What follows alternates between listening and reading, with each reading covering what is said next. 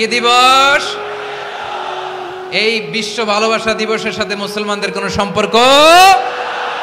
এগুলোর আউটপুট হিসেবে মাঝে মাঝে এই ঢাকা মেডিকেলের ডাস্টবিনে নবজাতকের কান্নার আওয়াজ শুনতে পাওয়া যায়।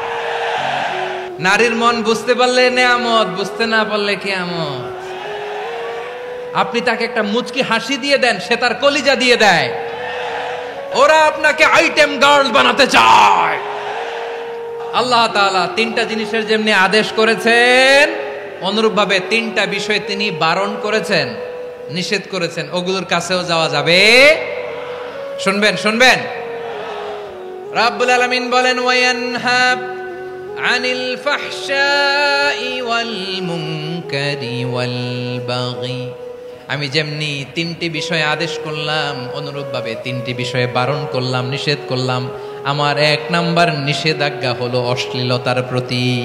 ফাহশা, ওয়ায়ানহা আনিল ফাহশা। আল্লাহ তাআলা অশ্লীলতাকে নিষেধ করেছেন। কোন জিনিসকে? সবাই বলুন, কোন জিনিসকে? যত ধরনের, যত টাইপের, যত ক্যাটাগরির অশ্লীলতা হতে পারে সব অশ্লীলতাকে হারাম করেছেন কে? ফাহশা মানে কি?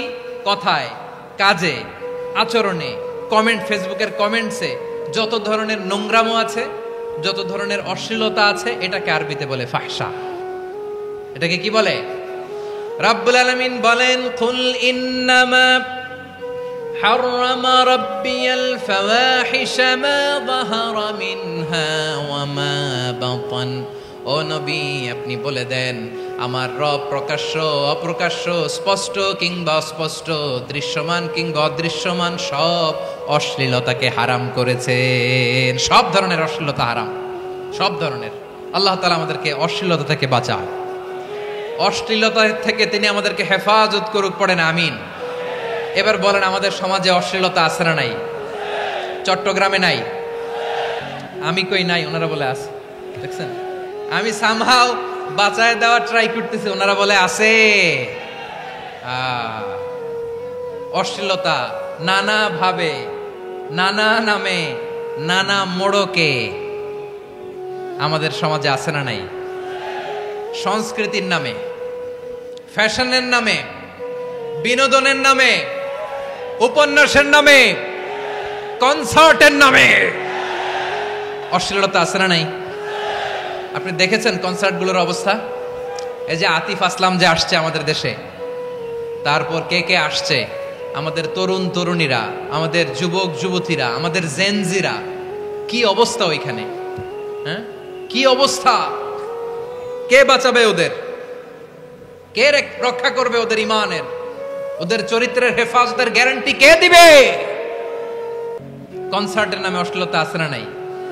ছেলে মেয়ে একে অপরকে জড়ায় ধরতেছে, একে অপরকে চুমু খাচ্ছে, প্রকাশ্যে, দিবালোকে, গণমানুষের সামনে। আল্লাহ তাআলা এই অশ্লীলতা থেকে আমাদেরকে বেঁচে থাকতে বলেছেন, বেঁচে থাকতে বলেছেন। রূপালী জগতের নামে অশ্লীলতা আছে না নাই? এই টার্মটা আপনারা জানেন না? রূপালী জগৎ কি জগৎ? আসলে কি রূপালী জগৎ না অন্ধকার জগৎ? আমার বোনেরা, আপনাদেরকে যে কি বলে তারা বুঝায়, রূপালী জগৎ শুনেই আপনি ভরকে যাবেন না। রূপালী জগতে যে নারী যত বেশি উলঙ্গ, সে নাকি তত বেশি সাহসী। জানেন, বলে এটা একটা সাহসী নারী, খুব সাহসী পদক্ষেপ তার। যত বেশি শরীর থেকে কাপড় নামাতে পারবে, যত বেশি বস্ত্রহীন হয়ে নিজেকে প্রেজেন্ট করতে পারবে, সে নাকি তত বেশি সাহসী। আমার চট্টলার ভাইয়েরা, শয়তানের প্রথম এজেন্ডা ছিল বনি আদমকে বস্ত্রহীন করা। সে আদম এবং হাওয়া আলাইহিস সালামকে নিষিদ্ধ গাছের ফল খাইয়ে তাদেরকে বস্ত্রহীন করেছে। এই জামিনেও সে আমাদেরকে বস্ত্রহীন করতে চাইবে। এই রূপালী জগতের নামে তারা এটা করে। আমার প্রিয় বোনেরা, আপনি জানেন না আপনার দাম কত। ওরা আপনাদেরকে বিজ্ঞাপনের সস্তা পণ্য বানাতে চায়। ওরা আপনাদেরকে ওদের ভোগের লিপসার টুলস বানাতে চায়। ওরা আপনাদেরকে দিয়ে ওদের খায়েশ পূরণ করতে চায়। এটা আপনাদের জন্য মোটেও ডিগনিটি নয়, এটা আপনাদের জন্য সম্মান নয়।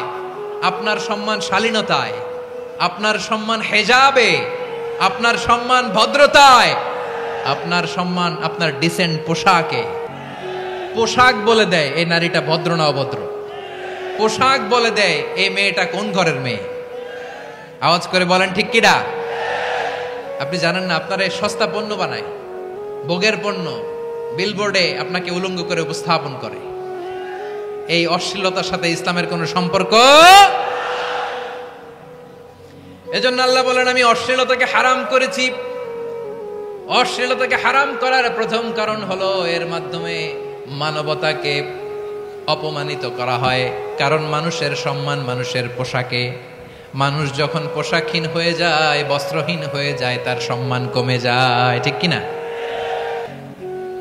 অশ্লীলতাকে হারাম করার প্রথম কারণ হচ্ছে মানুষ মানুষকে অপমান করে। একটা নারী, সে তো সম্মানিত, নারী যে কত সম্মানিত নারীর এটা বুঝেই নাই। বিশ্বনবী বলেন আর দুনিয়া কুল্লুহা মাতা ওয়া খায়রু মাতা'আদ দুনিয়া আল মারআতুস সালিহা। আমার বোনেরা, 5টা প্যান্ডেলে আপনারা এলইডিতে আমার আলোচনা শুনছেন, আমি জানি। আপনাদের এই গর্ভ যে কত দামি আপনি জানেন না। আপনার পেট থেকেই আসবে আগামী দিনের সালাহুদ্দিন আল আইয়ুবী। আপনার পেট থেকেই আসবে অনাগত দিনের ইমাম মাহদী আল মুনতাদর। আপনার পেট থেকেই আসবে অনাগত দিনের ফয়সাল, ওয়াসিম, মুগ্ধ, আবু সাইদের মতো বীর যোদ্ধা।